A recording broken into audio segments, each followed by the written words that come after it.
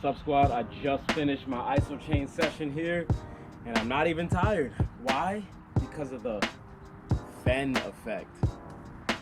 What the hell even is that? Let's get into this.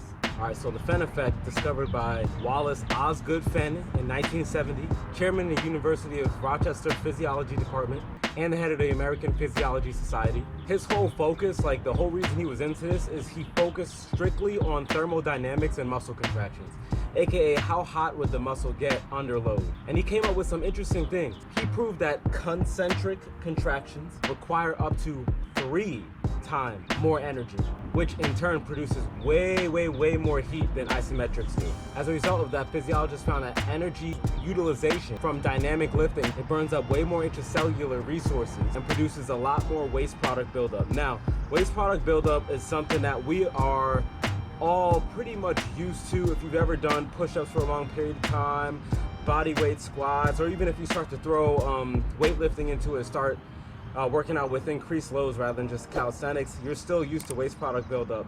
You ever get sore? All right, that's called delayed onset muscle soreness. Very similar waste product buildup, and it's just kind of part of the game. We've just been used to dealing with waste product buildup for so long, and it's normal. It's not like it's a bad thing. It's just something that comes as a result of working out dynamically. Now, adenosine triphosphate, or ATP, as we all know in the lifting world, is essentially how our body stores energy.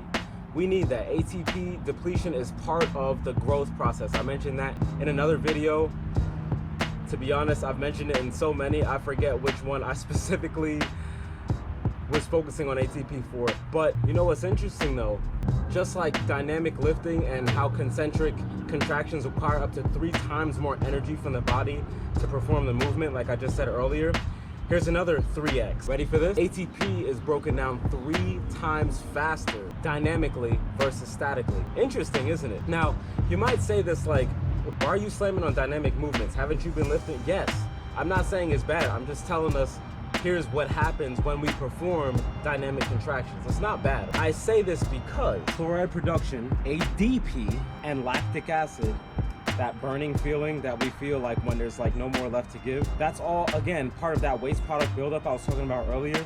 We need that. It's important. Those waste products have to gradually be phased out of our body in order to keep muscle production functioning. You probably think I'm dodging the question and dodging what the Fen effect is. I said all that beforehand because the Fen effect is essentially saying dynamic contractions are more costly to the cellular environment when factoring in energy, recovery, and waste product buildup.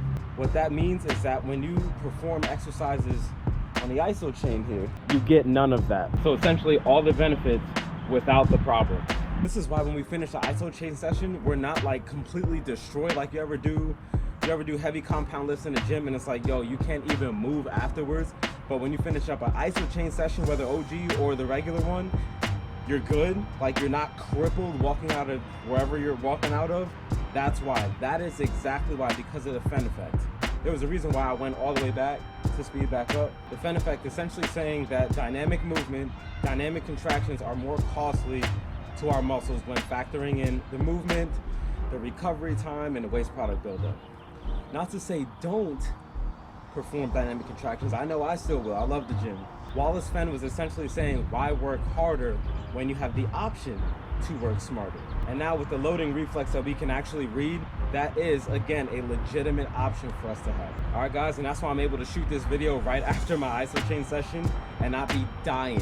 Thanks for watching. If you liked the video, be sure to drop a like, go ahead and comment, and if you're not yet part of No Limit Squad, hit that subscribe button. Come join the squad with us. We'll see you in the next one. Peace.